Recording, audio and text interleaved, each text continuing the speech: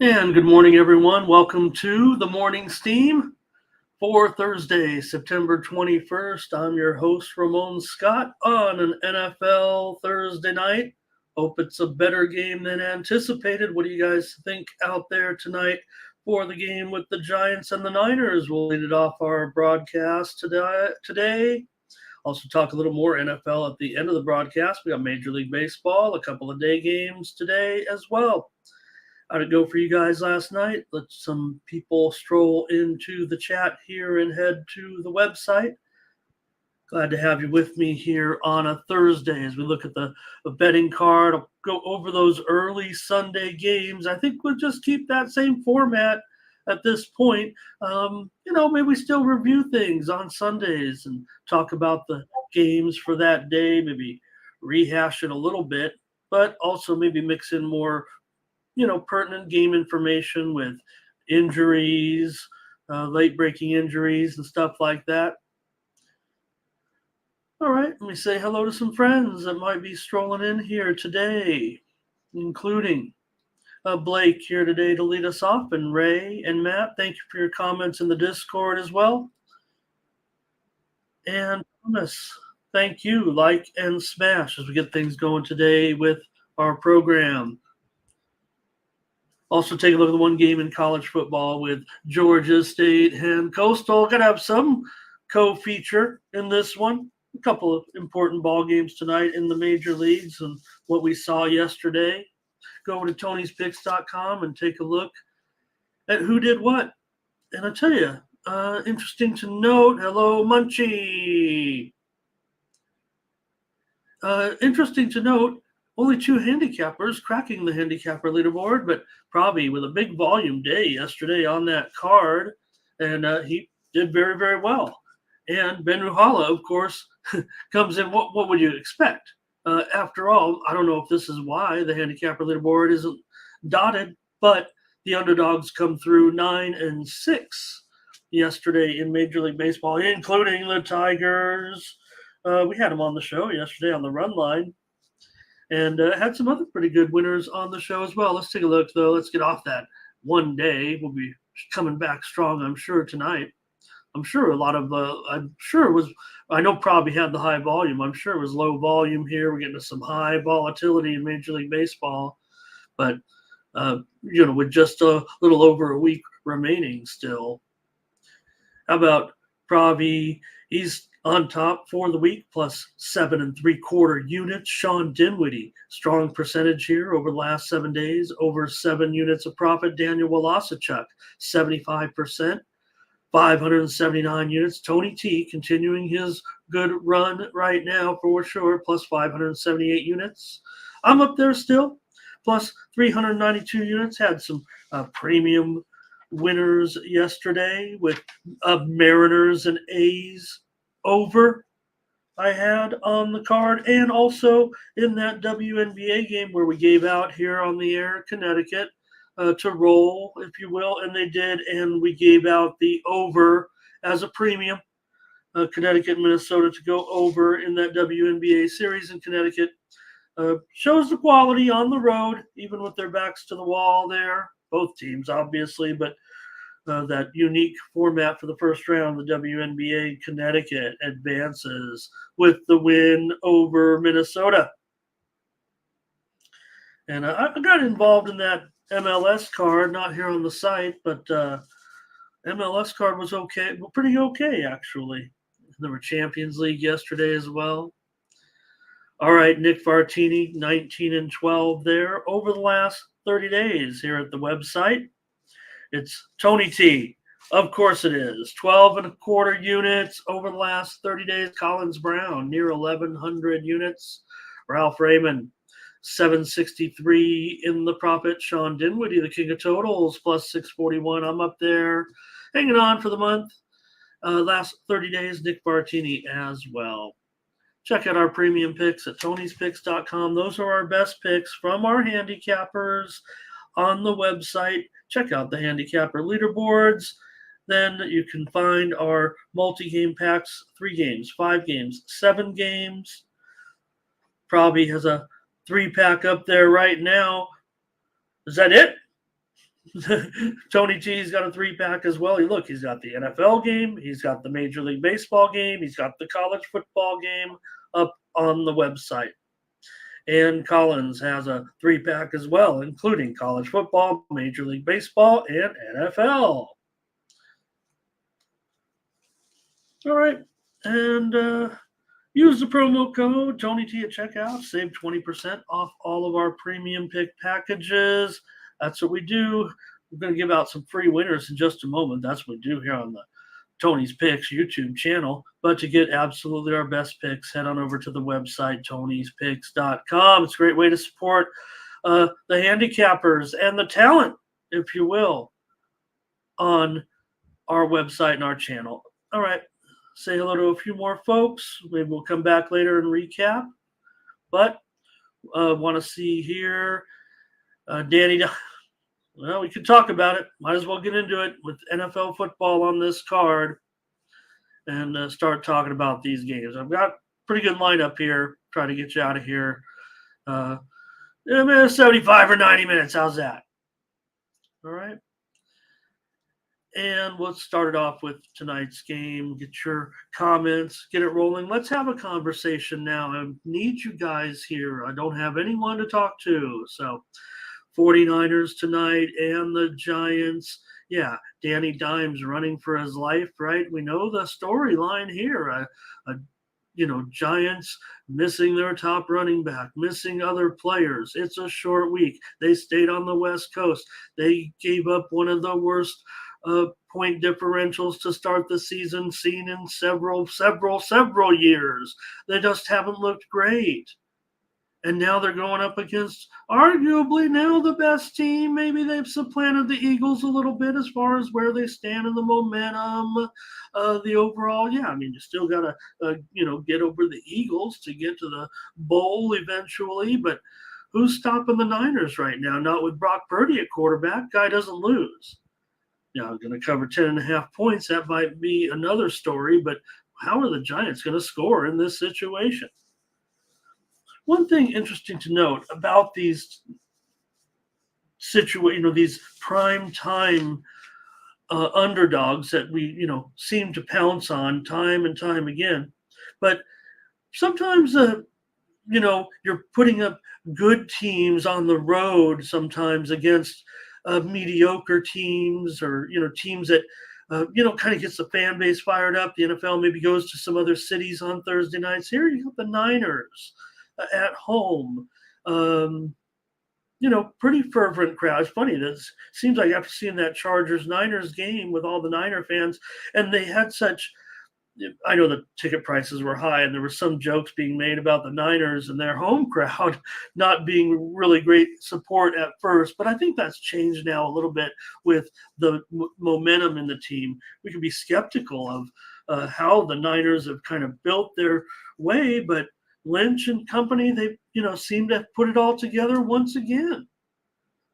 Double-digit dogs on Thursday Night Football, and they're usually on the road. I mean, you're not getting, it's usually 12 and 22 against the spread all time on Thursday Night Football. That's a long sample size, very long, but not frequent. Maybe it's once a year. Think about how long Thursday Night Football has been around. And there's been sometimes, 33 of times, though, double-digit dogs on the road. And that is 12 and 21 against the spread. The favorites are covering 21 of the 33 times that this has happened. So it usually doesn't look great. All right, let's see some more comments from you guys. Munchie, is he rooting with his heart or his head? We've got to have a great performance from Danny Dimes. Let's try to make a case for the Giants here. It's hard. What will they do without? Can they still run the ball effectively? Will they have to go try more passing? Will the pressure be? The one thing that is becoming apparent is the teams that are running the football, that have the that can mash a little bit into the line, teams that are going from under center instead of from shotgun all the time, playing football. Kind of funny how it's getting back to football a little bit. But those teams are having more. Those are the teams having the success right now. The teams that are able to run the ball, and can the Giants get anything going tonight? Sure, the Niners. You think of them pinning back their ears and they get after the quarterback. But if the run game isn't working, what other options do you have? Take a look at the personnel a little bit. Giants have been outscored 46-0 in the first half of their 2 games so far. But let's give the Giants credit for that game. Yeah, they were playing Arizona, but they did trail. The pressure was on. And you had them outscoring Arizona 31-8 in the second half of that game to get the win. Hello to Mike. Oh, I was so excited to see that show pop up. I didn't know what was going on. Maybe that's what was going. Maybe that's the whole thing that was going on here, because I didn't know. Everything was kind of a stunner to me the way things went down here. But here I am, still here. I don't know what they'll can do to get rid of me now. We're just talking sports and sports betting every day. It's kind of what we want to do here on the Tony's Picks and give out free picks. So I'm going to give out some picks, but let's just see here. Look, Matt D. Oh my, Matt D. and I are looking pretty aligned here. It looks like.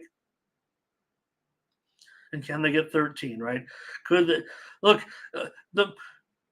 Hopefully the Niners don't get, big play defensive kind of touchdowns and jump on them, 10, 14, nothing like that, because then it could be a long night. If the Giants can just stay out of their own, stay out of their own way. So, all right. Giants about as good as they come as a road underdog, no doubt about it. 25-11 over the last 5+ years as a road underdog against the spread. And Giants are pretty massive under in general right now, and also under in 16 of their last 25 on the road. Of course, the Niners putting up 30 points a game right now, and that was on the road. So I don't know. Could they be a little bit more cozy at home? Hello to Dre. Hello to Eaton. You guys gonna open up a parlay tonight with the money line or something like that? All right, I gotta choose one way or the other here. I'm giving out the under.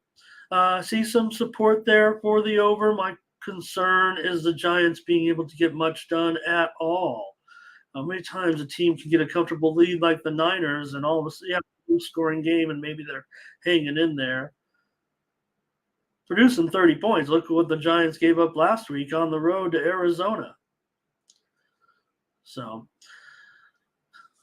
I know handicappers across the industry right now, they're leaning over for sure, it looks like to me. I'm showing about, maybe about a 9. Let me see if I can get a better ratio here. I've been compiling some numbers. In general, handicappers appear to be on the Niners from what I'm seeing. But there's support for both and both sides. All right. Under the play for me in this one is my free selection here, 43.5. It is juiced to the over. Maybe there's some 44s out there as well. Talk about those, who's coming back, who's in, who's out of the game. All right, we know that Ayuk questionable. And we'll see McFadden questionable for the Giants. All right. We'll get ready to move on, you guys. Unless you have any other picks with me here today. Thanks, everybody, for joining me here. We're going to go next to the college game. See if I can wrap up these numbers here real quick from what I'm seeing from experts. Pretty much running Niners and over probably about 65-35, I would say, on both, pretty much. Maybe a little bit more Niners action from professional cappers, the way I see it. But I might be against them here. It feels like they're going over, and I'm going to still be on the under here. Kind of sticking with that primetime unders, and I think the Giants, I think their problems scoring come about. That's my pick. Dre leaning over here. And Verley, hello today as well. So, the earliest look ahead lines talking about before everything started, the summer line was the 49ers by 6. Now you're dealing with the 10.5, given everything that's happened to, I don't know, the Giants. That was crazy comeback, no doubt about it. 49ers 7-1 against the spread as a home favorite last year, a role that they were absolutely dismal in for the previous several years. So Niners also 13-8 against the spread off of a win, but the Giants 6-3 against the spread last 9 off of a win. So Verley and I looks like we might be in agreement here. All right. Thanks, you guys. Enjoy the game tonight. Thanks for your picks and your comments. I'll have a premium play up at Tony'sPicks.com in tonight's Thursday night game between the Giants and the 49ers. Have it packaged up for you. Get my, shorter, long-term packages. Okay, let's take a look now at college football for tonight. One game. Hope you guys are a little bit interested in this one with Georgia State taking on Coastal Carolina. And the Chanticleers here, about a 7-point favorite. The total, 62.5. This one's kind of been all over the map. We saw it open 4 on that show opener on Saturday, but it was quickly bet up to this 7 number. Some rogue numbers did get a little bit higher than this. I'm not sure I even want to say what it was because I'm not sure it was something that was accessible by a large number of books. Handicappers are strong on Georgia State in this one, but man, I'm not sure.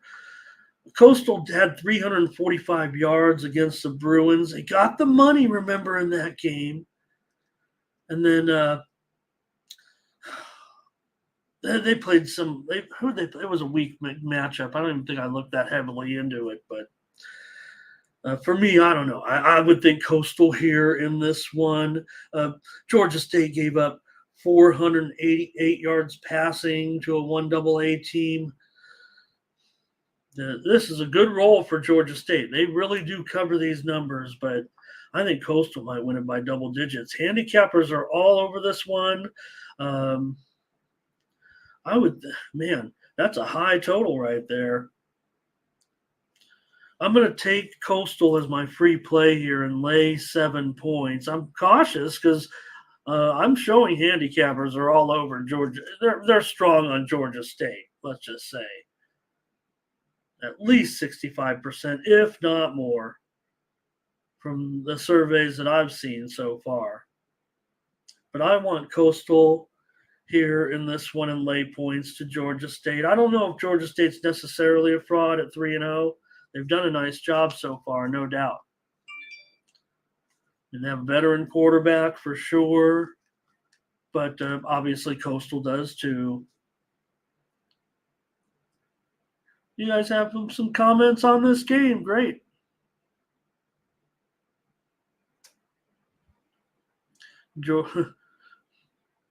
Burley says he's going over here.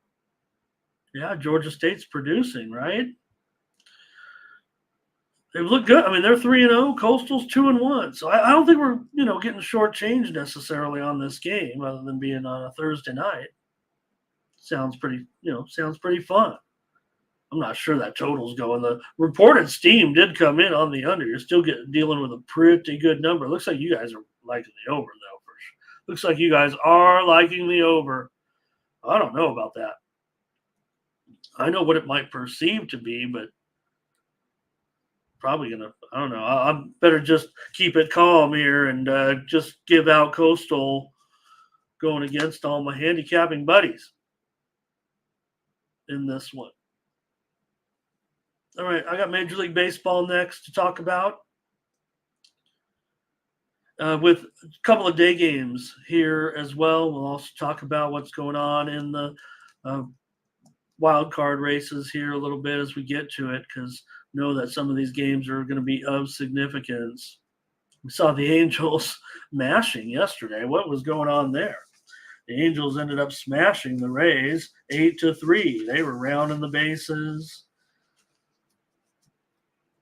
And game ended up going way over. Might do so again today here. I don't know, with Canning and Eflin going at it. You have the Rays here, just a huge favorite, 245 as they continue their push. We know the Angels have practically given up, but hey, that was good news about Ohtani yesterday, electing to have his surgery, and everything's smooth. Probably won't pitch next year is what it sounds like, I would think, on a normal timetable. But it's weird, right? I mean, if he's going to come back and hit as a designated hitter, I mean, I guess there's no risk for it, but it's not like he's going to be throwing. He's not. I'm sure he doesn't play outfield. You're not going to risk any kind of, even if it's, maybe that's what it is. Maybe he could. He doesn't play. He's a hitter. He's a designated hitter, so that doesn't matter. Tampa Bay 245, and the total here is 7.5.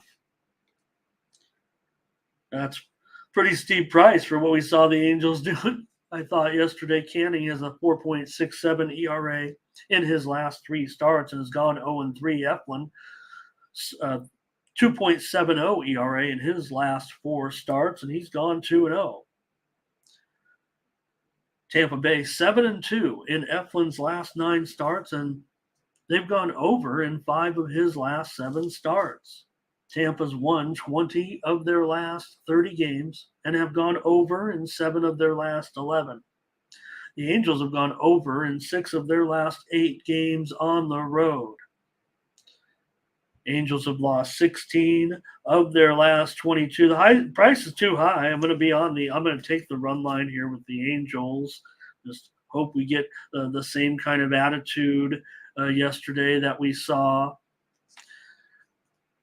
We see Eaton did not like what was going on there yesterday with the game. Verley says, give me the Rays here. Nathan says, take the Rays in the race to 2 runs. And Eflin, yeah, I mean, it would seem to be a good spot. 245, though. What am I getting here with the Angels? Plus a 1.5 at minus 105 or so. I'm going to try the Angels here with Canning. I don't think he's awful. No, the Angels are just bad. It was a disappointment, the crash. I think Darren might be going over here. Hello to Mac 1. And hello to Daryl as well. Didn't see your play there on the Coastal game. Thank you.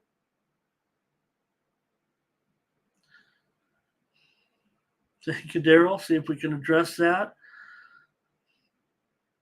I'll stay on the game here, though, with Dre on the Rays and Darren on the over. I'll take the Angels. I mean, yeah, the situation with these two teams, it calls for an over. It seems like no matter who's pitching, it feels like with the Angels on the road as a huge dog.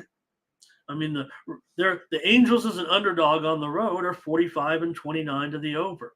And the Rays at home, the Rays are 47-29 to the over. Those numbers are pretty big, man. It's like 15 and 20 games above the even point. So that's just me, Nathan. I'm trying to get you the best lines possible, and copycat lines and all that. All right, I'll take the Angels in this one on the run line today. Next up, another day game. That one goes off at 1:10 Eastern, 10:10 Pacific. Next one up here, Brewers and Cardinals. Also 1:15 Eastern, 10:15 Pacific. It's a tarp. Okay, why wouldn't we want to be? We saw what happened yesterday. The Brewers, everyone was like, oh, the Cardinals, how can they be a slight favorite on the Brewers here? They're going nowhere. They've had an awful time of it. Are we just giving out big bargains here? Big Brewer bargain bin basement special? I couldn't pass yesterday on the Brewers. We gave it out on the show. We also gave out the under, but that's okay. We gave out the Brewers. We're probably going to do it again. Why not? Maybe that, like I said, I keep saying the Brewers have to be considered kind of comfortable in their position. Right? It doesn't feel like there's a lot of pressure on the Brewers to win, but that's also can be a good thing when you're playing your, uh, your rival. But I don't think the Brewers' position is going to change here at this point. They seem to be locked in to the third spot. Maybe that's a good thing. Mikolas has been, for a guy who's gone out there as much as he has, he's been a huge money burner, and Miley's been a winner. Miley gets you over a quarter unit a game, almost a third of a unit per game. And Mikolas, he gives up. He loses you over a third of a unit per game. So why not? Handicappers are already giving out the Brewers left and right. I don't want to do that. So I'll just give it out on the show and give you the Brewers with Wade Miley on the road. I mean, just look, if the Brewers have a lack of motivation other than just keep going, I mean, they are throwing Miley out there. And, Miley hasn't been too good of late. He has a 5.17 ERA in his last 3 starts, but the Brewers have still won 21 of their last 30 games. Yeah, the Cardinals are playing, 500 ball over the last 3 weeks. But Mikolas has a 6 ERA in his last 4 starts. Cardinals are 3-8 with him in his last 11 starts. Brewers have won 4 of the last 5 Miley starts. So you got to figure Miley comes in and deals here, gets his work in, gets it done. Brewers are that sneaky team, right? They're probably the team you want to, take, I would think, here in some of the futures markets against some of those stud teams, right? Because all you got to do is be in. If you're going to take an going to take an underdog, who are you going to take? How about a team that's added a pitcher that is looking like an ace? Right away, not Miley. Talking about Woodard, Burley Cards first 5. Here comes Milwaukee for doubles, and Wade Miley's been doing it along, and this is he'll be there. I mean, he'll be involved in the plans. So. Well, how long of the history? All-time history, or just feeling contrarian today? Look, if I'm going to take the Cardinals at home against the Brewers, you look at one team's 20 games over 500, and the other game's 18 games under 500. How come I can't get any plus money on the Cardinals? It was a big 8-2 win, 8-2 yesterday.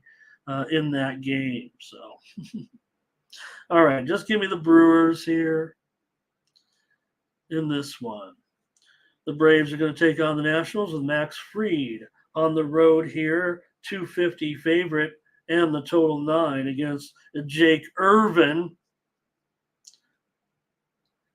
And the Braves certainly are also, kind of feeling pretty comfortable with that 3.5 game lead over the Dodgers for the top spot.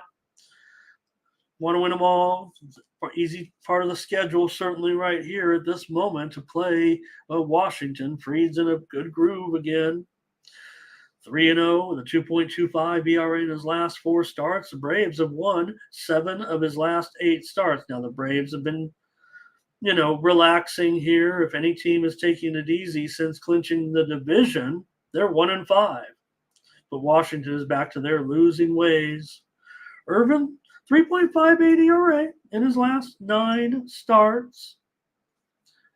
So I really think that, Fried gets his work in here, but we might see runs today.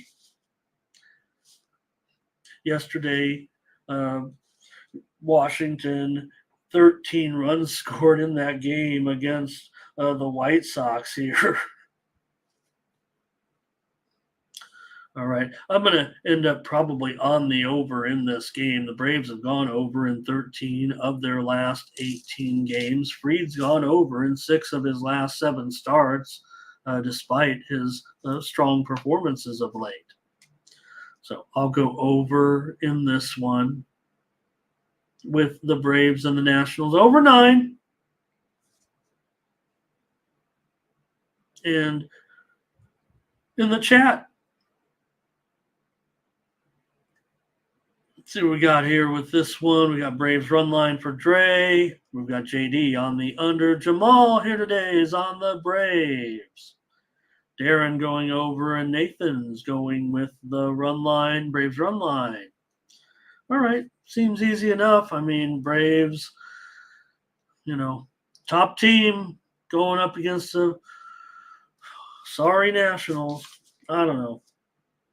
Braves look like they're just messing around now. See how they behave in this series. The Blue Jays will be at the Yankees here with Jose Berrios going up against Garrett Cole. Still out there trucking. I've already seen Cappers kind of coming in on the Yankees today, and I might be with him in this one. But I've just been too impressed with what's been going on with Toronto in these last two games. We had Toronto yesterday on the show. Remember, we gave out Toronto and under, and that's how it went. That's how it feels like it's going to go today. I mean, I'm always interested in Cole at $1.35, but man, Toronto with all the pressure on right now, who'd have thought they would be coming through over these last 2 games? Okay, it's hard to say. Okay, so they're playing the Yankees, but they've gotten it done right now. They hold that 1-game lead over Seattle and Texas. Seattle and Texas currently tied for that number 3 spot. So Toronto, for one day at least, can breathe and try to win this game. I'm taking them. So I'll take Toronto.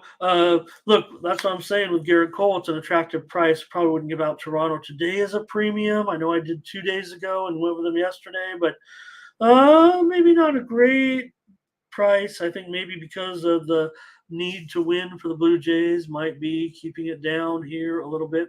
Reported steam came in on the under. Feels like it would be a strong pitching game here, the way I would see it. You have Berrios, 1.8 ERA in his last 3 starts. The Blue Jays have gone under in 11 of his last 13 starts. Blue Jays have gone under 4-0-1 to the under in the last 5 games. Cole, a 2 ERA in his last 5 starts with a 3-0 record.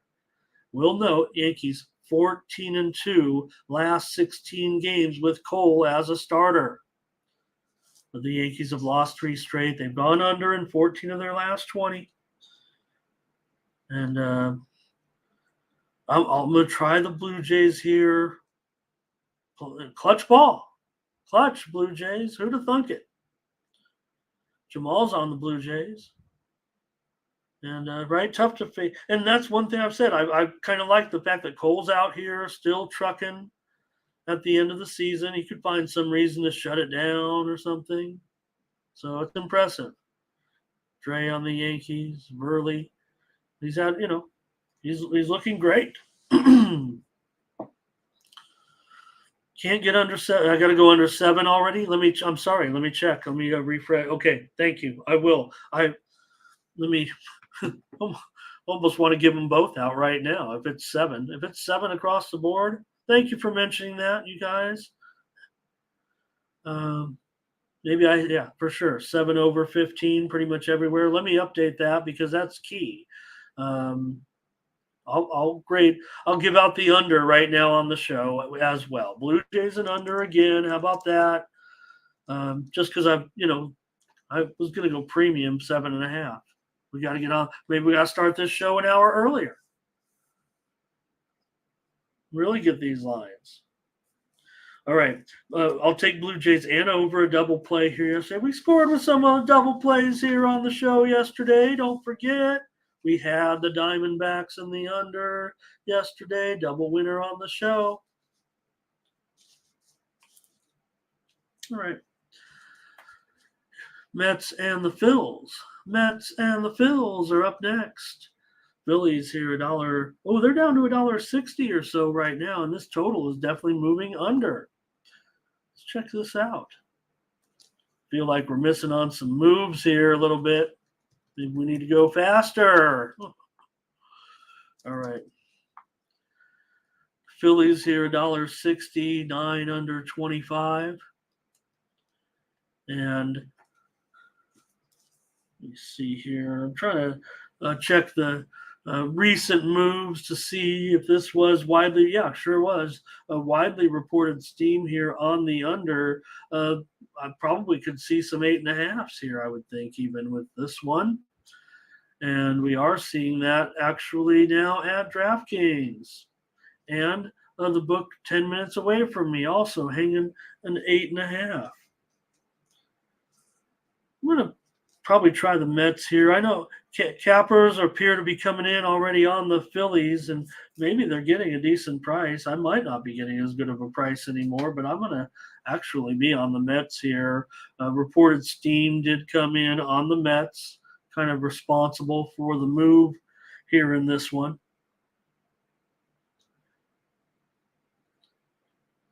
Peterson, 4.37 ERA in his last 4 starts. Suarez has been pretty solid as well. 3.18 ERA in his last 4 starts. Suarez has gone under in 5 of his last 6 starts. Mets playing a little bit, showing some more life here. They've won 6 of their last 9. The Phillies, like I said, they're comfortable. It looks like they're in with that lead in the wild card. They're up comfortably. 4 games right now. Time is running out for the rest of those teams. It would take a massive losing streak here. So I'm trying the Mets today on the run line at, oh, God, that's a terrible price. All right, I'm committed. I'm sorry, I'm almost in regret there. $1.50. Fade me on this one. It feels like. All right, here's a Jamal on the Phillies, Dre on the Phillies, and Nathan here is leaning to the Phillies, and they're all on the Phillies. Yeah, no, Phillies look to be popular already. Too popular probably for me at this point. And yeah, Suarez numbers may be a little bit more tolerable, I think, here. And Nathan will lay it. All right, let's move on from that one. Oh boy, I don't know what's going on here. Yeah, we do have a line now. This one coming out here within the last half hour or so with Grayson Rodriguez on the road. He's about $1.80 here on the road. And the total 8.5 under at -115 against Hunter Gaddis. And the Guardians.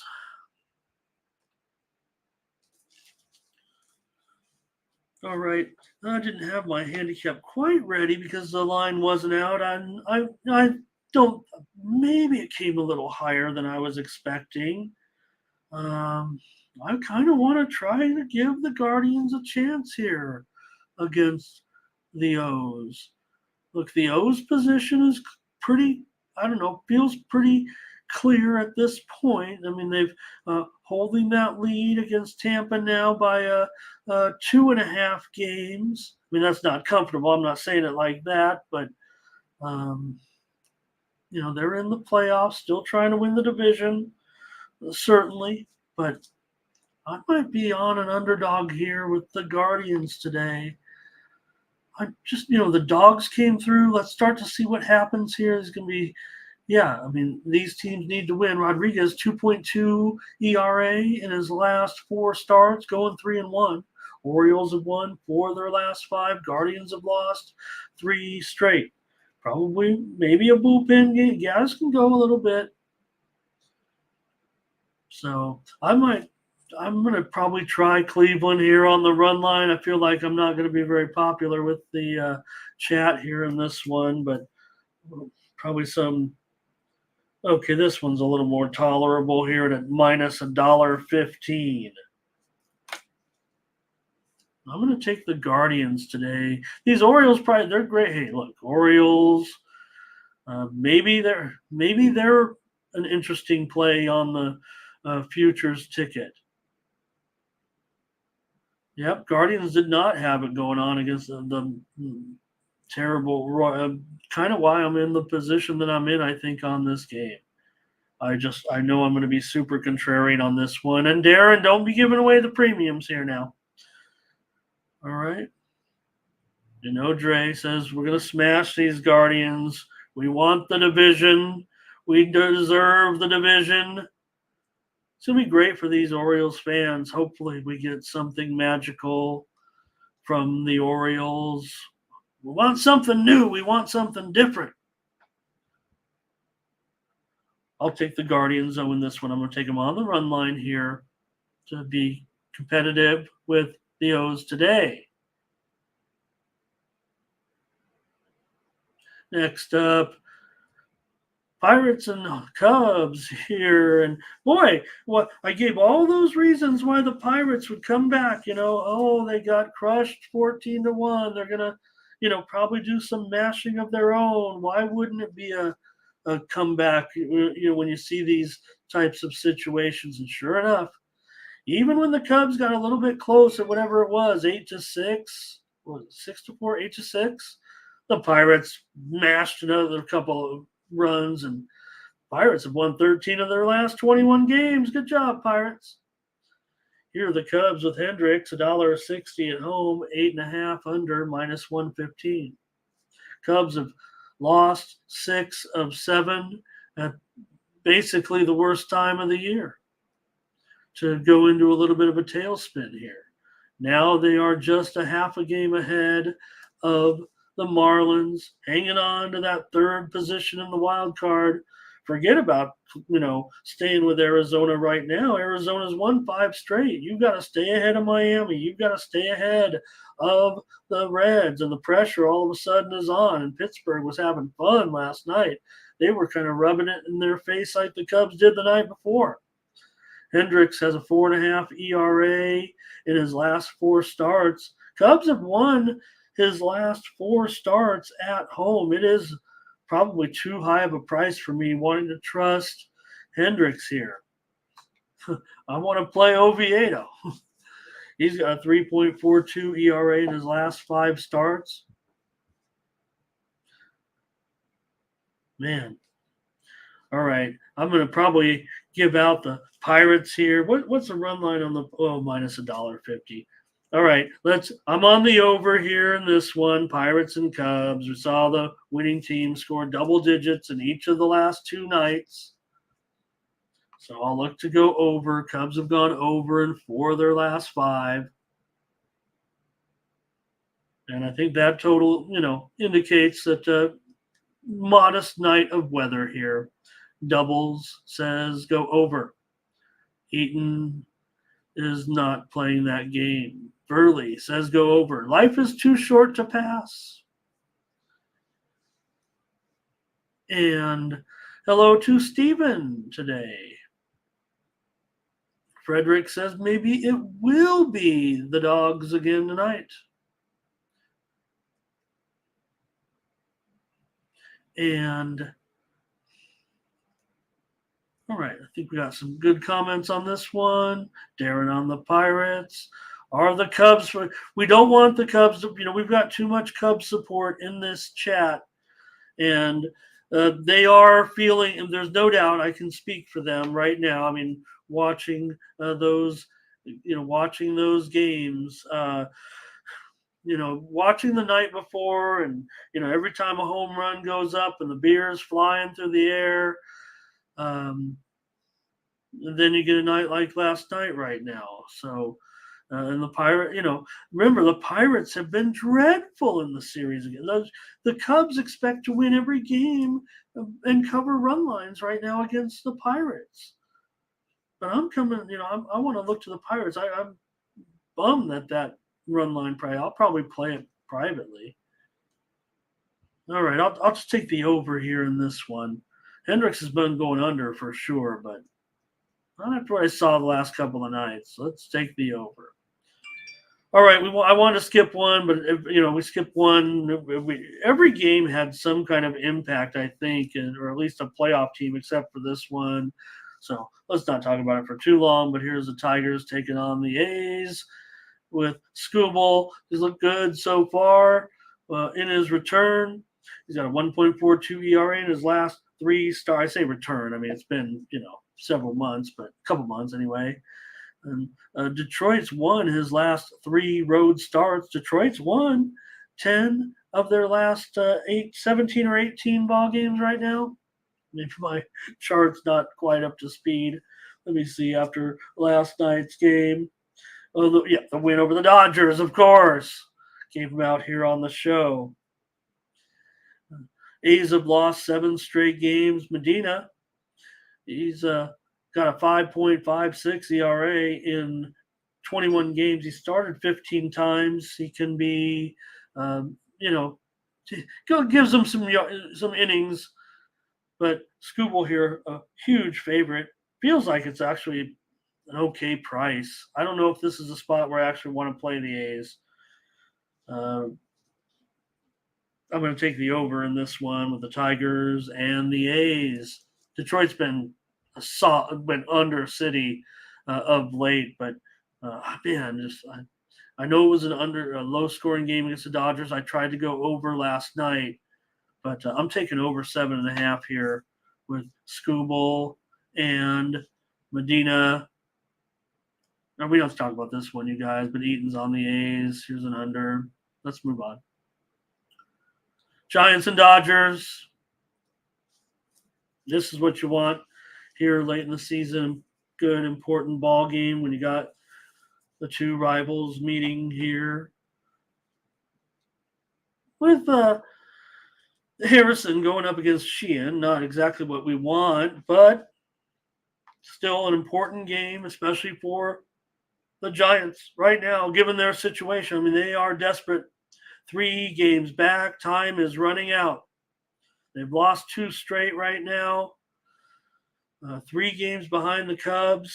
Got to win them all. I mean, almost. I say the Padres got to win them all, and I keep telling you, have that one last sliver of hope. Padres have to win them all. Giants have to win them all but one. Probably. And I'll take them here against their rival Dodgers. If the Dodgers flubbed up last night against the Tigers, are they starting to lose a little bit of interest? We talked about how they're rolling every team, even after clinching the division. It's got to be a little bit of pullback here. Sheehan gets the start.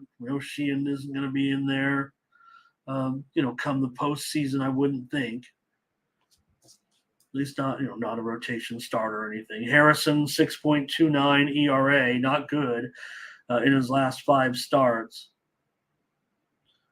But failed on the over last night, but Dodgers still over in 17 of their last 27. Sheehan's gone over in 6 of his 9 starts, and the Giants have gone over in 9 of their last 12 starts. I'm taking the Giants here. I expect high volatility in this game. And I'll take them on the run line, minus $1.35. Fredericks on the over here. And the Eaton talking about the Diamondbacks and their role right now, just at the right time. Jamal says go over.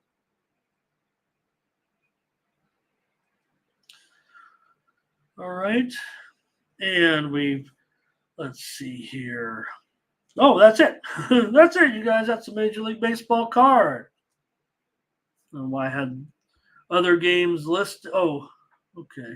They were left over from yesterday with our short Thursday action here. Okay. Hey, stick around if you want. I'm going to talk some NFL football here for a few minutes with the early games for Sunday. Make a pick on the early games for Sunday. Can't save them for Sunday. I mean, we need videos. We need to get previews out there, promo our premium picks a little bit as well. So, gonna talk a little more NFL football here with you. If you guys want to look at the early games with me, I'd appreciate it. And I think they're, great games. We'll see what you guys think. These are the early starts on Sunday with the Chargers and the Vikings. We've seen the Vikings move to the favorite and the total continuing to rise here. The Vikings took the steam. The Chargers 0-2. They look a little discombobulated. They don't look clutch. They have the man, and he can do it, but you got to give him a little bit of support. You can't always give it up on the back end. This guy's too good to be wasting all this talent that he has. The Vikings, are they still kind of, giving people a shot at this point? Look, are they crashing back down to earth with their 0-2 start at this point? They've lost by 3 and 6 points, and now they're coming home. Which team will be 0-3? That's tough. My Chargers, could they be? I don't have a lot of confidence, but I wouldn't have a lot of confidence if I was a Vikings fan right now either. So last year they were clutch, and here's the thing, like this is going to be like somebody's going to choke, right? These are the two biggest, choking teams in the second half with a big lead, right? Whoever's winning at halftime, take the other team in the second half, it feels like. If the Chargers get up 28-0, you better be hammered, put a little bet on the Vikings. If the Vikings get up, take the Chargers on the money line. They don't have to come back to get you paid as long as you're betting in game. They just get back in the game. This game could be, you want to talk about high volatility. The total's all the way up to 54. Feels like you better bring some defense, and they better have some defense in this one. Vikings, talk about all that success, but as a home favorite, then now they're a favorite. They're terrible as a home favorite. They're a 1-point favorite, but here's the problem. Minnesota can't run the ball, and right now in the NFL, you got to be able to run the ball. Chargers were, missing their, star runner. He's a pass catcher too. There's no doubt about that. So I think that is part of the, equation when you have Eckler. I mean, he's one of those, he's like a McCaffrey type, right? With catching the ball out of the backfield. So right now he's questionable with that ankle injury. And, it might be a little bit of an impact player, I would say. So Staley right now just feels like, he can't do anything right. And for the Vikings, what were they riding last year with all those 8-0 games decided by 8 points or less? And here you got a game that's supposed to be a 1-point game. Minnesota, remember, they have had 10 days to prepare for this game. And I don't know. This is another trip already back east. Remember, the Chargers have already played a longer trip. So I'm probably going to have to be on the Vikings here in this one to beat my Chargers. I don't have confidence in either of these two teams. And if I'm going to have a team making some kind of wild comeback, I'm going to probably have it be the Vikings. Jamal says, look to the under. I feel like I'm probably going to be on the under. I know, the perception is, right, with Herbert. It's already, the look ahead was 49.5. That really wasn't going to be out there, but maybe it opened 51 in general. It's gone up.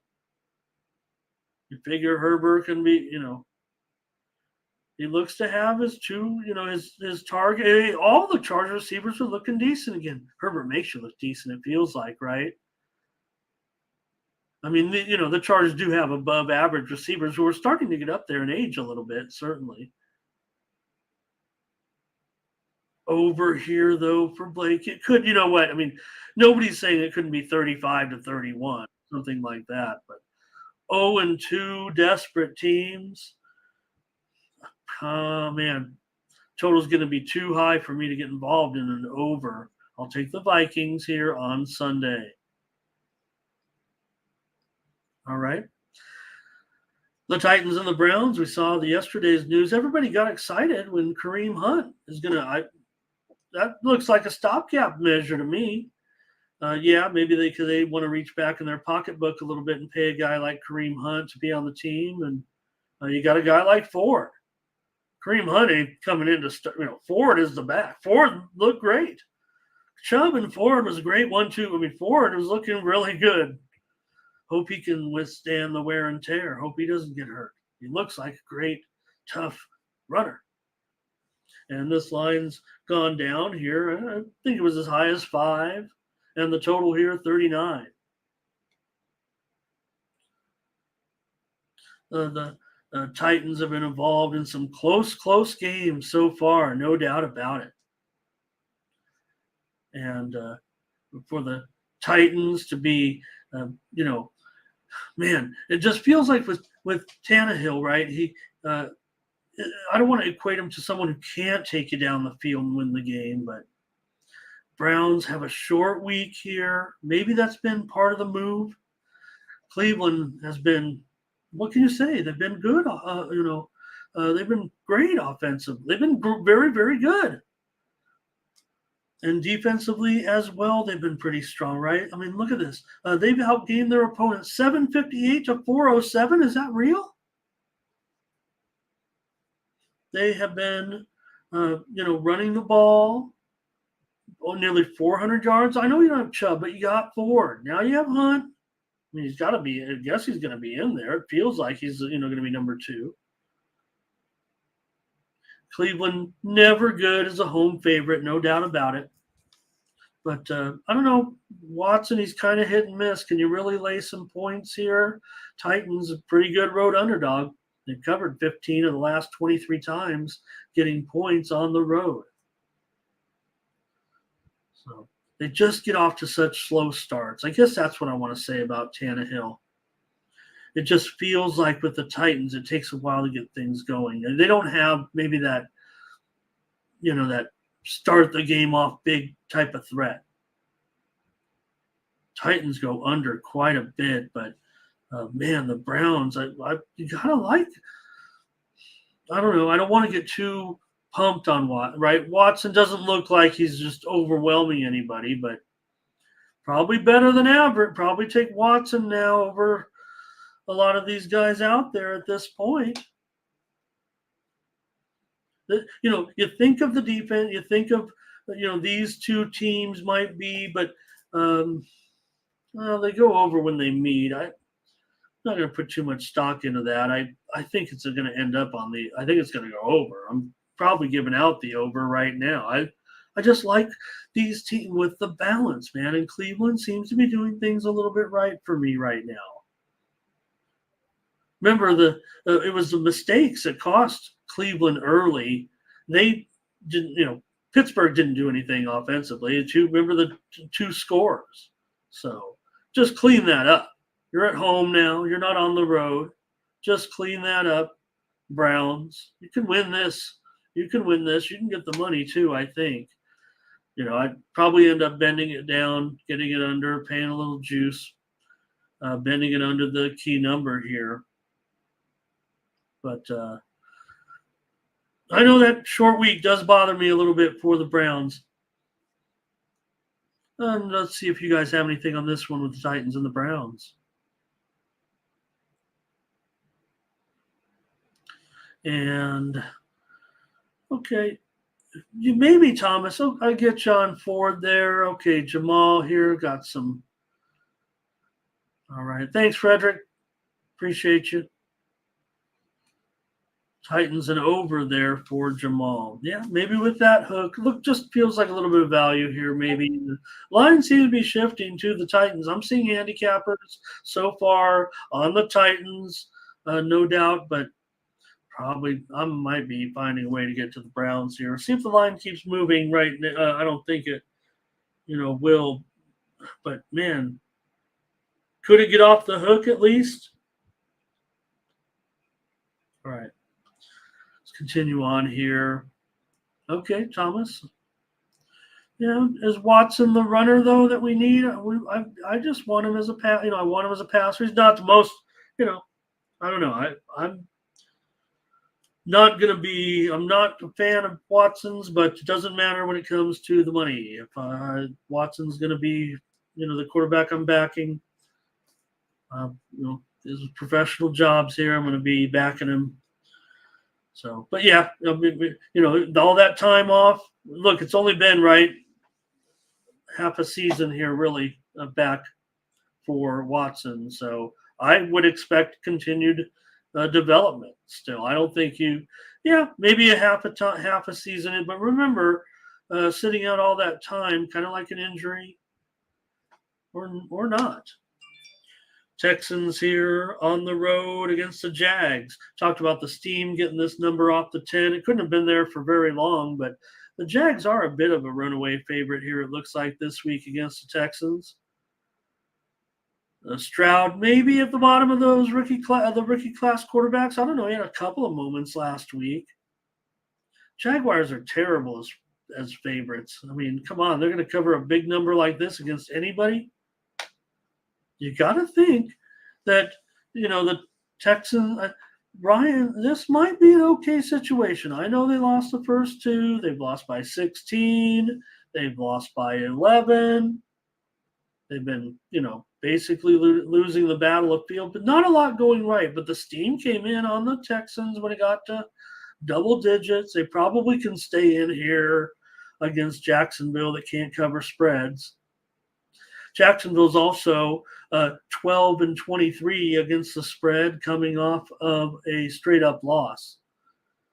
I mean, the Jaguars couldn't do much against the Chiefs, but, well, call it against the Chiefs, but still at home, 271 yards.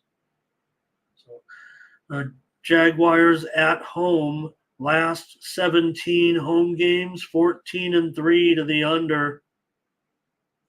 This one continues to move lower, opened as high as 46, now down to 44. So, all right. Texans aren't able to convert in the red zone at all. They end up with a lot of field goals here, and not in general, right? More field goal opportunities. They can't score. They can't score touchdowns. So, but Jacksonville has not been clutch at all. They're just 6 for 24 on third down, and the Texans are hoping to build their hopes around defense with Ryans right now, especially if you have to develop a rookie quarterback. So that's why this total's going lower. I'm going to take the Texans here to stay in this game, take the big points. Jacksonville, not my cup of tea as a home favorite of that kind of number. So it was a struggle against the Chiefs last week. I know it's the Chiefs, but they still couldn't get the money. And I thought it was a game that they would. I mean, that's a playoff rival, and you couldn't get, you scored 9 points. Are the Chiefs still there? Jags for Maurice. Blake will take. Oh, sorry about that. Wrong game there. Jamal's on the Jags. I want to lay double digits here. He doesn't like the point spread. See, Nathan, yeah, buy it up. These numbers are so key, right? Don't buy numbers. NFL, you better buy the numbers because you know where it's going to land. That's why it was a 10 when we were leaving off the air yesterday for a split second, went down to 9.5. Just buy it until it's tolerable. Try not to lay, anything close to $2. Try to cut it off at some point. Sprinkle it around. If these are big NFL bets, why if you're putting a dime on a game at nine plus 9.5, why wouldn't you go, give me $2 on 9, 2 on 3 on 9.5, 4 on 10, 5 on 10, whatever you're doing, right? Just get more money on a bigger number, but still you can lay a little bit, and once it falls, it's going to start to land on there a little bit. You want to clear all your numbers. We talked about it time and time again that the points come in basically threes, ones, threes, and sixes. All right. I'm going to take the Texans here. Thanks for keeping me busy here, you guys, and focused on the show. I'm picking up the pieces. Hey, I don't know if Nathan liked Cleveland in that game or if he's talking CLV. I'm always about the CLV. And here's the thing. I'm a steam chaser that often overcomes CLV because of my anticipatory market moves. How's that? Patriots and the Jets. How is Hoodie going to cope with what happened last week? Going in to take on the sad sack Jets with Mac, now a favorite on the road. Patriots likely going to Patriot here, aren't they? They're 0-2. You're going to think the Patriots are going to go 0-3 here? Jets got crushed last week. Wilson wins about 35% of his games. So handicappers are already pounding why wouldn't this game? Lay it now. Is it 3 yet? It's already juiced 2.5. Square books might even be at 3 already. Total 36.5 now. It's getting pretty low, but it feels like it's going to be a low. Jets have gone under in 7 of their last 9 at home. Patriots don't look too explosive. Like I said, Mac is becoming just a manager of just exactly what the Patriots want. It's not great when you're in situations like they were in their games so far when you need that score. But this is a series of Jets, the Patriots own, right? They've won, 15 in a row against them? They've covered 8 of the last 10 times against the Jets. I mean, I'm going to be on the Patriots. I guess maybe you could make sure with the money line at $1.50. That seems extremely reasonable right now.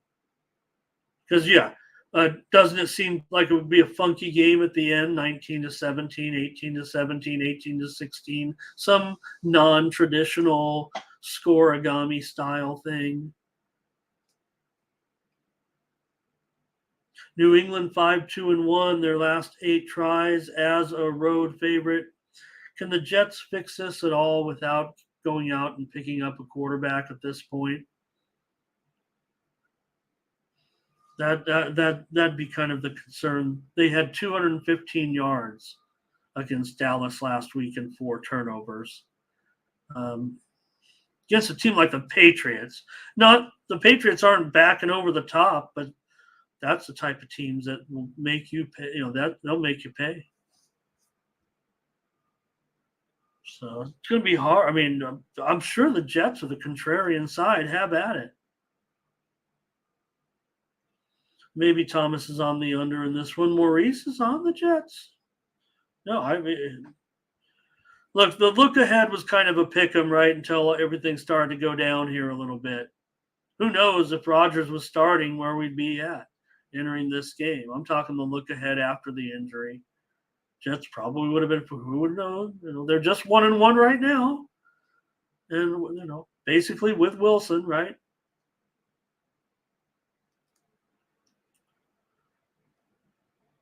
Yeah. Wilson.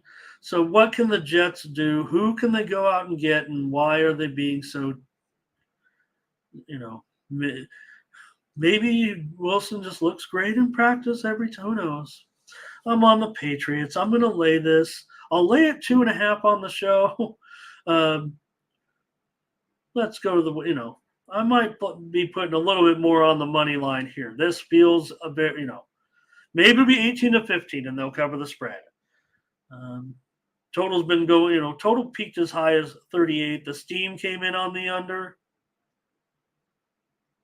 So probably thinking under, but getting to that magic point now at 36.5, a little bit lower than that 37. So I'm going to take the Patriots on the show here with Mac. Saints and Packers here. Saints and Packers here. The Packers favored by 2 has my interest. I'm pro Packer at this point, and the Saints short week off the Monday night, 2-0, good job, Saints, right? I mean, a really nice job to get off to this kind of start like that. And we made fun of Carr and all that, but hey, look up and look what we got. Saints are really good in close ball games, but the Packers are just 1-1. They lost,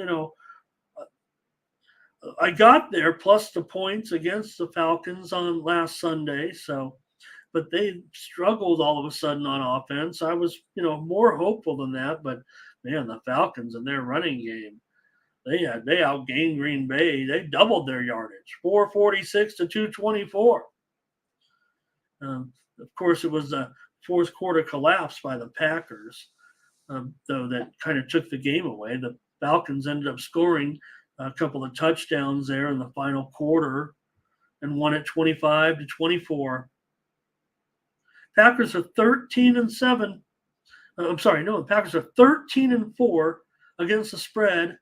Last 17 times off of a loss. They're coming back to Lambeau Field in an NFL game, taking on a 2-0 team in a short week. Feel like handicappers are on the Packers with me here this week so far, early from what I've seen. I am, I'm a believer in love. I believe in love. That's a cliche that's been used too often with Jordan Love, but I'm not a believer like, take me to the promised land love. I'm just, in it for, a one day relationship at this point with Love. Give me a good spot. I think he'll continue to improve. I'm going to be on the Packers here, but might see some points actually with in this one. Kind of the way I feel. So, Saints did a nice job defensively in that game, obviously against Charlotte. I mean, I know that we're dealing with a rookie quarterback there. So Saints, sometimes on the road scoring can be a problem, but we might get into something interesting here this Sunday. Let's see what you guys have. Eaton is on the pack. Jamal does like the over in this one. And LeBoyer says, he's referring back to the Favre days.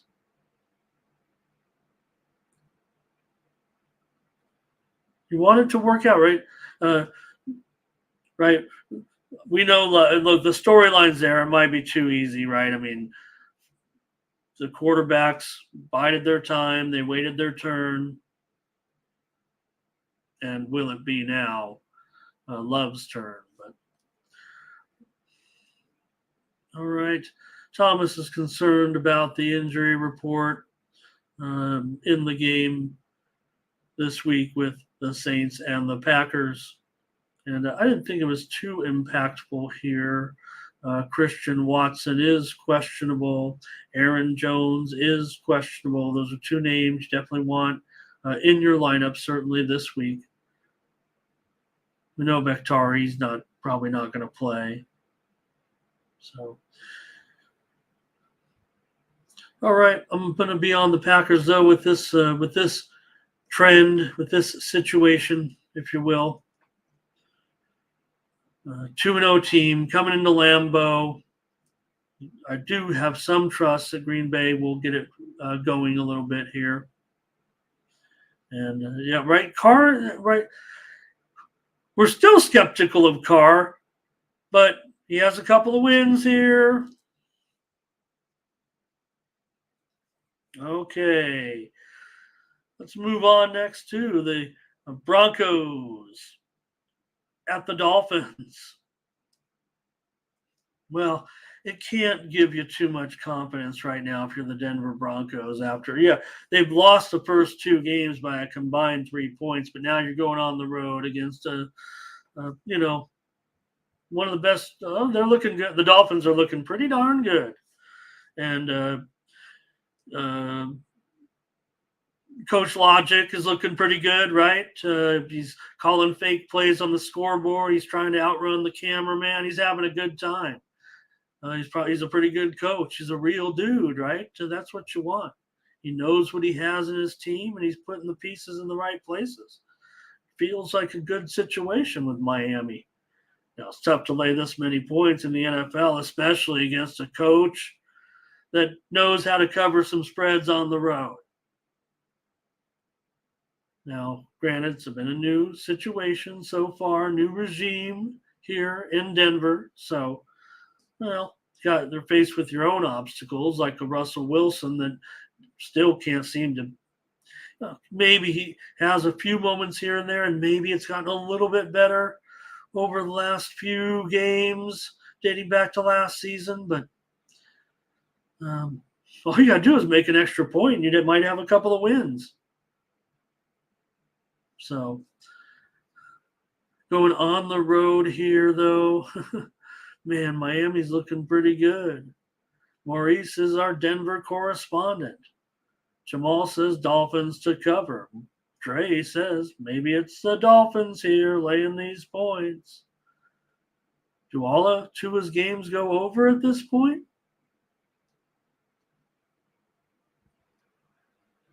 And let's see. Money line here for the fish for Leweir. It's tough, man. You got to get this game under 5.5 for sure to get me interested. It's not going back. I mean, maybe there were some 5.5 openers out there, but now you're laying close to a touchdown. Feels like I want to even prefer Miami, but 2-0 against 0-2 in the NFL, a lot of times, crazy as it sounds. Now, Dolphins are strong, 21-11 against the spread, coming off of a win. The Dolphins are 10-4 as a home favorite. The Broncos can't seem to get out of their own way. They've lost 13 of their last 16 straight up. And, man, they don't have big play offense. They're missing my man Tim Patrick out for the season, and his career might be over. So they just don't get any big plays. I don't know if they can contribute to a big total like this. The steam came in on the over. What are we thinking here? I mean, the Denver Broncos are really going to be able to match up offensively with the Miami Dolphins here with an offense that can't get any big plays. So I got to be on the under. I mean, is that total right? 48.5 now at some books. Gosh, I didn't know the Broncos were going to come out with such a strong offense in this next game. Doesn't feel like it. Does not feel like it. So I don't know. I don't want this to be, a bad decision for the Broncos moving forward with this. Are they about ready to move on? Can they move? Could they find a way to try to move on from Russell Wilson in the middle of the season? Is that even fathomable? I guess we'll learn more this week, but I guess you're still stuck with Russell Wilson. Can he match up against Tua in this game? Tua 23-13, straight up now in his career. So, and man, the Dolphins, they just worry about the Broncos scoring here. Okay, thanks, you guys. We'll take the under here in this one at 48.5. Overs crushed last week. Somehow I ended up on the green side on the premium picks.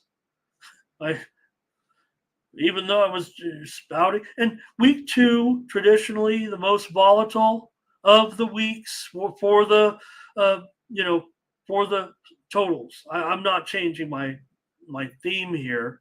There's not a lot of road favorites this week, but here comes one of them. It basically the key. I don't want to say it, but you can just start your key. You guys, when you're starting your hand, now you can always work your way off of it because you can't never nothing is 100%. But when you got road favorites in the NFL, you start thinking under, and home favorites you are considering overs. The bigger the spread, maybe the over becomes more. A closer game, you think, oh man, close game back and forth, but no, close game means sometimes a little bit under. That's why you think of that Chargers Vikings. You're like, getting up to 54 and near pick 'em game. So here in this one does seems like a dead set under. I mean, look, it was as high as 46, right? Now it's 43 and a half. Okay, the Commanders got into a 59-point tussle with the Giants, but now here you're going against the Bills, who should be able to come in and kind of resurrect the thing. The Commanders come in 2-0, riding high. Never thought they'd be in this position, right? First time in a dozen years that they're sitting there at 2-0. They play a bunch of unders. They've gone under in 11 of their last 15. So, one thing about Sam Howell, I know there's some frustration there in some moment. There's 2-0. Nobody's going to be totally, frustrated here, right? But they seem to be able to find a way to score once they get into the red zone. And that is important. So for me, the Bills in that game, they just they dominated the Raiders, right? Raiders never a chance. So Bills 12-6-1. Let me see. Oh no, what is it? 14-10 against the spread as a road favorite. This one's only continuing to go up. You're going to want to try to bend it down if you're going to be on Buffalo. But we mentioned Washington, all those unders. Buffalo's gone under in 8 of their last 10 on the road. But the Commanders might be up to something here. Look, I know Buffalo went there and dominated, but I don't think the Commanders can win this game. I do think they can cover the spread, especially at 6.5. Now, I say when you're talking about the Bills to bend it down, I mean, I'm more like the Commanders and bend it up. Make sure you get a hook on the 7.5. Lay it, whatever it is, $1.40, $1.50, whatever you need to do. But I'm going to take the Commanders on the show here, plus 6.5 in this one. I like what they're doing, and I'm not necessarily sold on the Bills as being able to go out there and overwhelm. Yes, this is the end of the winning streak for the Commanders, but I'm going to take the points at home. They've shown enough confidence at this point. What are you guys up to here? Bills all day. Lay it with Darren says, lay it. So I know I'm going to be against you guys in this one. And Eaton, right? We already know Josh Allen, a bunch of mistakes. We all know that. And hope, you want the Bill.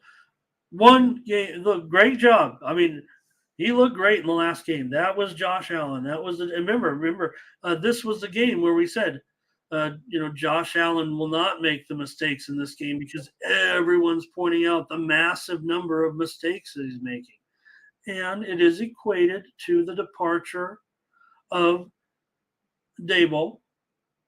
Basically when they read off that stat, all the turnovers happening since Daboll left. So maybe when it enters in his head, maybe he go, but still, you're going on the road here. Yes, it's Washington, but they obviously have a little bit of something going right now. Maybe they'll be a little bit better. But again, I point to that red zone conversion rate for the Commanders right now that is impressive to me. Not being able to take care of the ball a little bit as well. So Remember, they didn't really get long field there against Denver. They took advantage of some field position, but they were the team that was clutch in the end there against the Broncos, right? So we know the Broncos. That's why I was talking about the Broncos in the way that I was against the Dolphins, because the Commanders are nothing special. But I'm going to take a touchdown here for sure in an NFL football game. All right, I got two more for you now, and great teams to talk about. Wow. It's fun to have teams like the Falcons and the Lions, right? I mean, we almost call the Lions overrated at this point. Can we call the Falcons overrated with their 2-0 record? Ritter, pedestrian at quarterback necessarily, but when you can run the ball like this, it makes life so much easier. And that's been the key. Talk about scoring clutch in the red zone. That's the Falcons. They pretty much put in the end zone they score every time, but they've been clutch. They're pretty good as road underdogs too. And so far, Ritter 4-2 as a starter. Look out! Can only do one of two things. So might be up against it here. Look at this total at 46. Reported team came in on the under, but Falcons should be able to compete here. It just looks like too much of a bargain on the Lions. If the Lions are this good, Falcons 2-0, full of themselves a little bit. I like what the Falcons are doing. Probably going to have to take the Lions though, and lay 3 points or lay a money line. Maybe it's all the way up to $1.67 on the money line. But to me, red zone opportunity, scoring in the red zone, being able to run the ball, as key. You talk about, look, Falcons, every time they've been in the red zone, they've been converted. Detroit, you get in the red zone against Detroit, you're putting the ball, you're scoring. Not every time, but almost every time you're putting it in the end zone. That's where Detroit's had their problems. So maybe we see more offense here. I know this, I'm total got as low as 44.5. I don't know where that was. It opened 47-ish, 47.5. And you got the Lions kind of putting up all those numbers. They're a big play offense, right? I've seen them going down the field several times in the first two games on some big plays. Remember Campbell laying points. Campbell's your guy. 24-11 against the spread.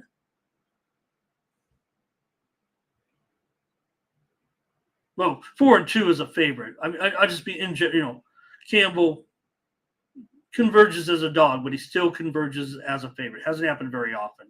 That's what I need to make clear on that. But Lions are a very good spread team. Falcons 2-0 coming in. This is the NFL. But do like what the Falcons are. The characteristics that I point, and all these teams that are, behind center, they're not in the shotgun, they're giving their quarterback options, right? Read option is one thing, but being able to, this is the NFL. You can run. There's not a lot of pressure, right? The shotgun was kind of a thing, right? To originally, right, when you think of all these offense, right, to get the ball faster, get the quarterback in position quicker, deliver the ball quicker. In the NFL, when so much deals on, power, strength, speed, you want to be able to run the football. So Lions were clutch. Oh boy, I'm going to lay these short points with the Lions and just make it clear that what the Falcons are doing is the right way. I look at Arthur Smith and I think of when I see they show him I think of his, a beautiful mind a little bit, because there's some talented guys on that offense. There's Frederick on Atlanta, Lions just to win. And Maurice on the line. The Lions feel pretty popular. They feel kind of square to me. I mean, I want to make every case for the Falcons, but to me, the line the look ahead was 6 when all this started to happen with the line. Falcons looking pretty decent, 2-0 start. Then maybe there were some 4 openers. generally 3.5, and now down to 3. I don't think you're going to get anybody off of 3. It's not going to 2.5 or anything like that. Hey, Detroit's gone over in 22 of their last 33 home games. Atlanta's gone under in 8 of the last 10, however, so nothing quite there for me yet. I'll take the Lions in this one. And I like, that we're getting off to a little bit of a good start. And again, I just think NFL teams, one thing I mentioned with Mindy on the show, they said, don't mention Mindy, but is the fact that because of the way the schedule operates in the NFL, feels like to me why teams can make the transition so quickly. The margins are so close. So I think that's why we see some flip-flops of mediocre teams, going from one extreme to the other year after year, or, almost mid-season sometimes as well. There'll be some collapses by some of these bad teams for sure. Mostly organizational and depth. I mean, a lot of times that's what it ends up coming down to in the end. The teams that aren't doing it properly with, ponying up the money for training, solid training, conditioning, all that, and the teams that skimp. I don't know. I can kind of mention it just to look at the crummy teams. They're mostly the teams that skimp, and the teams that pay a little money into the situation. The teams that kind of have it. And, the talent outweighs it sometimes. Let's talk about the Colts and the Ravens here. This is the Colts versus the Colts. Basically, I'm talking way back, of course. The Colts were the Ravens were the Colts. So that's been the inferred rivalry between the two teams over the, last I don't know how 40 years. I would say 40, 38, 30. I'm trying to remember. But I didn't know. Anyways, the Ravens here, this is big points against. We don't know who's going to be quarterbacking this game. That's a problem for the Colts. So, I'm pro Anthony Richardson at this point. Call me a fan. I'm not expecting him to. All these rookie quarterbacks, I'm liking them. If I had to put my, when you talk about they say, oh, the rookie quarterback classes, I would put my money on minor league success, like above average successful group of rookie quarterbacks than unsuccessful when it's all said and done. I mean, if you had to draw the line at some, at a 50, this group will be better than average. So maybe because there just seems to be an extra starter or two out of the rookies this year. But to me, Richardson, I'm not saying the Colts made the right choice. Anybody that ended up taking Richardson, they would have looked a lot better if, his draft position was lower, because I think he will look the part. There will be moments. The injury prone thing could be because he is adventurous, if you will, or a risk taker at quarterback. And that can be the downfall of quarterbacks sometimes. In this one, the total is currently at 45. Opened as low as 44, now up to 45. So I get it. I mean, the Ravens here, they won their first two games, are averaging 26 points per game so far. And they're, clutch on third down. They come through, keep those drives alive. They're usually pretty crummy favorites. I think Minshew can, I'd rather have Richardson, quite frankly. So maybe for me, that's what I'd be interested in knowing before I get too involved in this game. The Ravens have they've been stifling teams at home. They've gone under in 7 of their last 8 games. 8 of their last 9 now. 8 of their last 9 games have gone under. Now the Colts, they usually give it up a little bit on the road here, but the Ravens, they operate the clock well. They get into the red zone. They convert in the red zone. They do just a great job. And,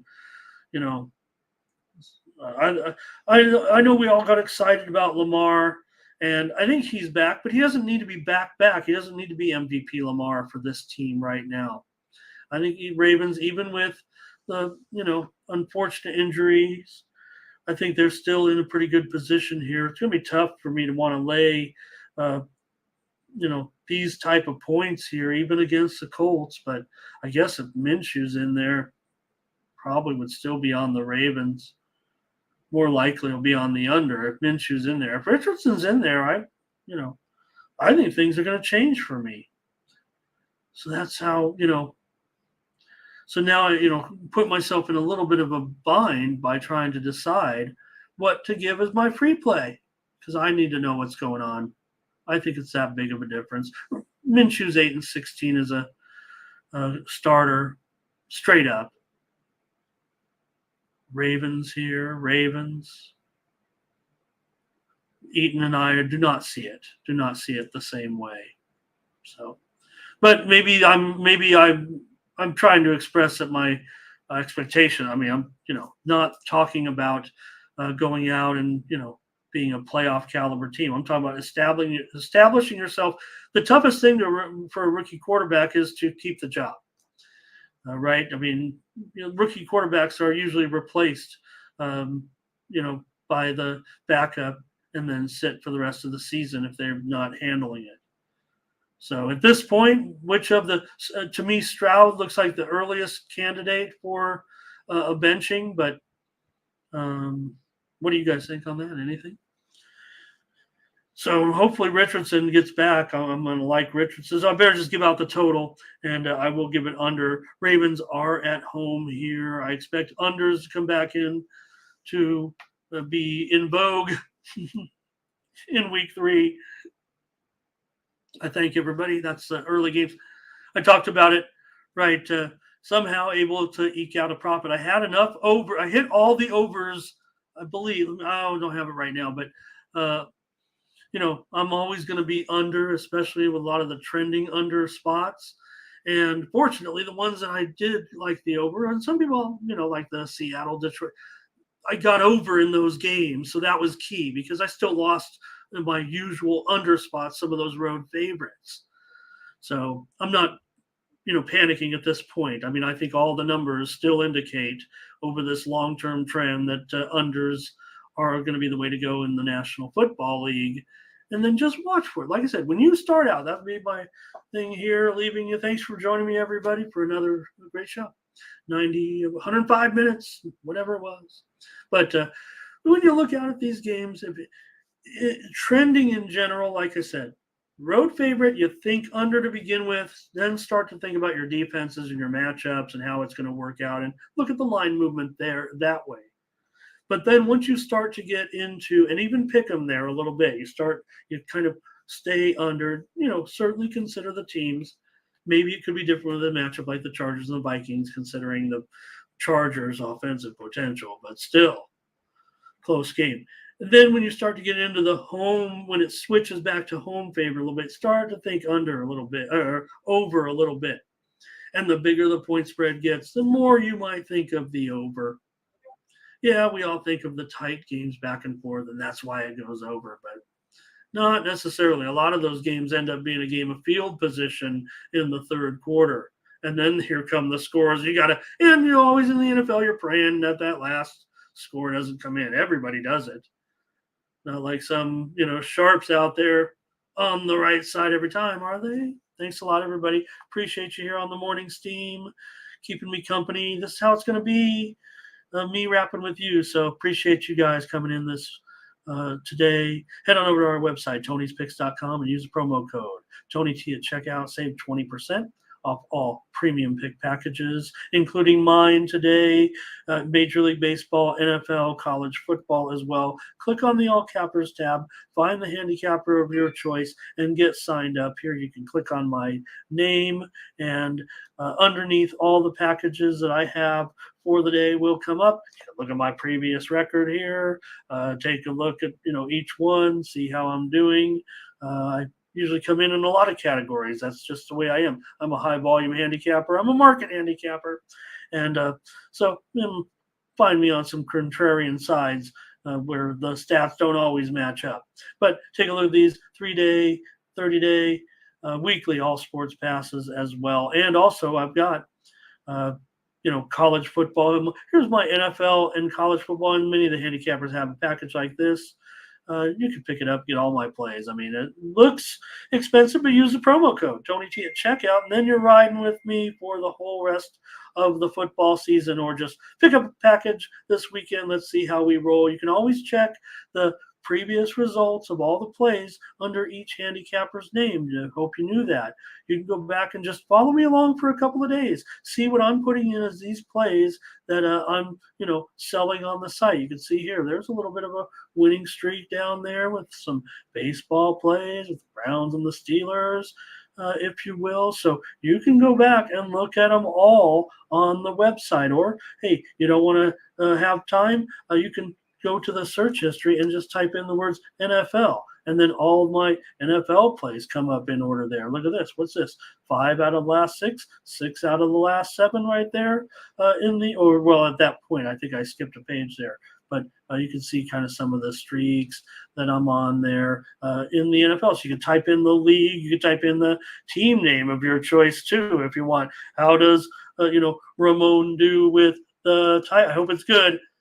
With the Titans. Oh, look, some Detroit Titans came up too, but you can type it in that way and see if I'm on one with a good team, or the NFL Titans might get you a little better. You guys know how to search. All right. Maybe we'll have the lesson of the day on the Tony's Picks website.